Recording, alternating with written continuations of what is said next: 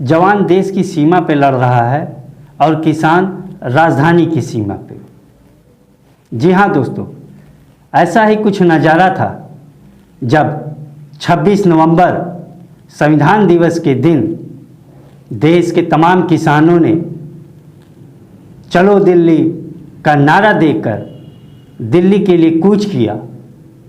वो दिल्ली पहुंचकर किसान बिल 2020 के प्रति अपना विरोध प्रदर्शन करना चाहते थे, लेकिन सत्ता में बैठी मोदी सरकार को यह नागवार लगा और सरकार ने किसानों को दिल्ली पहुंचने से रोकने के लिए तमाम तरह के उपाय किए। कई जगह 7-7 लेयरों की बैरिकेडिंग की गई, कहीं क्रेनों से बड़े बड़े रोड़े और बोल्डर मंगाकर सड़कों पर रखे गए। कुछ जगहों पर तो सड़क के किनारे की मिट्टी को जेसीबी द्वारा खोदकर सड़क जाम कर दिया गया। और एक जगह की ऐसी भी तस्वीर देखने को आई जहां पर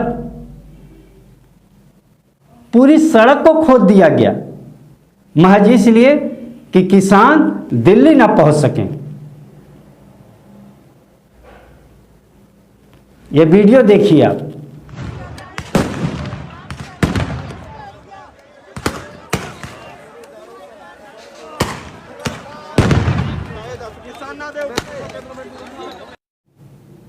आपको लग रहा होगा कि शायद देश की सेना ने किसी देश पर आक्रमण करने की तैयारी शुरू कर दी है, लेकिन नहीं, यह तैयारी तो किसानों को रोकने के लिए। हमारे देश के किसान भी महान हैं।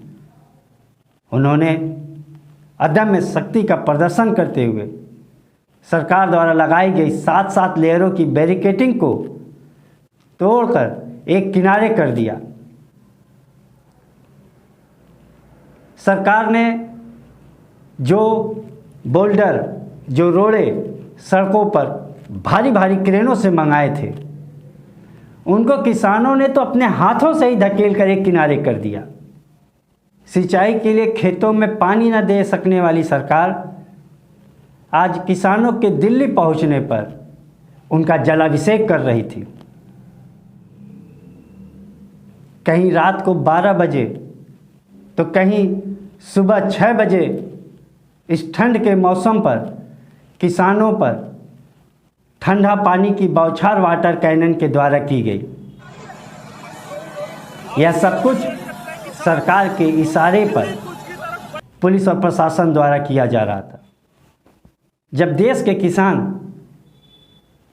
अपनी मांगों को लेकर इस आंदोलन में आगे बढ़ रहे थे, तो उसी समय इस आंदोलन की छवि को खराब करने के लिए गोदी मीडिया के एक चैनल ने सारी हदें पार करते हुए इस आंदोलन को खालिस्तान आतंकवादियों का समर्थक बताया। सोशल मीडिया पे मैं तमाम प्रतिक्रियाएं देख रहा था। सरकार समर्थक ज़्यादातर यह दावा करते हैं कि यह आंदोलन विपक्षी दलों द्वारा खड़ा किया गया। कुछ लोग यहाँ तक कहते हैं कि यह किसान जानते तक नहीं किसान बिल क्या है। लेकिन हकीकत यह है कि वर्तमान समय में किसान अपने आप को बहुत ठगा हुआ महसूस कर रहा है। कहने को तो मोदी सरकार ने धान का समर्थन मूल्य लगभग 1865 रुपये तय कर रखा है, लेकिन किसानों का धान सरकारी क्रय केंद्रों को न खरीदना पड़े, वहाँ तमाम तरह के बहाने हम किसानों को बताए जाते हैं। कभी कहा जाता है कि खातों में पैसा नहीं है, कभी कहा जाता है बोरा नहीं है। सवाल यह है, आज जो हमारा धान हमारे खलिहानों में रखा हुआ है, अगर बारिश के कारण भीग जाता है तो उस नुकसान की भरपाई कौन देगा? निजीकरण की घोर समर्थक मोदी सरकार जो यह ढोल पीटा करती है कि मंडियों का प्राइवेटाइजेशन इसलिए किया जा रहा है ताकि किसानों को उनकी उपज का सही मूल्य मिल सके, तो मैं ये पूछना चाहता हूँ, क्या आज किसानों को सरकारी धान क्रय केंद्रों के बाहर उन्हें 1865 रुपये मिल रहा है?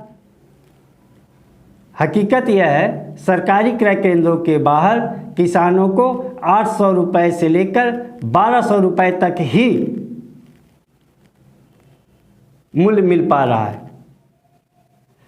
24 घंटे से अधिक समय तक किसानों के ऊपर ये अत्याचार होते रहे। उसके बाद केंद्र की मोदी सरकार झुकी और किसानों को दिल्ली के अंदर शांतिपूर्ण तरीके से प्रदर्शन करने की अनुमति प्रदान की। सवाल यह है कि किसानों को इतनी देर तक जलालत झेलने की आवश्यकता क्यों पड़ी?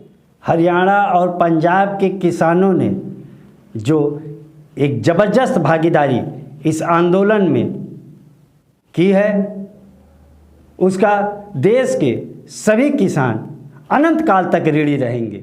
देश के कोने कोने से लाखों किसान दिल्ली पहुंच रहे हैं। किसानों की मांग है कि कृषि सुधार के नाम पर जबरन थोपे गए तीनों कानून को सरकार वापस ले और सभी किसानों के लिए न्यूनतम समर्थन मूल्य पर खरीदारी अनिवार्य किया जाए। आप सभी किसान भाइयों से अनुरोध है कि इस आंदोलन में अपनी भागीदारी सुनिश्चित करें। किसानों के इस दिल्ली चलो आंदोलन को सफल बनाने के लिए मैं किसान परिवार के सभी नौजवान साथियों से अनुरोध करूंगा कि सोशल मीडिया पे इस आंदोलन को अपना सहयोग दें, क्योंकि हम किसानों के पास कोई अपना आईटी सेल नहीं है। किसानों को उनकी उपज का सही मूल्य मिले और इस किसान आंदोलन को सफल बनाना हम सब की जिम्मेदारी है, क्योंकि आपकी थाली में रोटी है, क्योंकि आपके घर में किसान है। आपके घर में किसान है क्योंकि खेत में किसान है।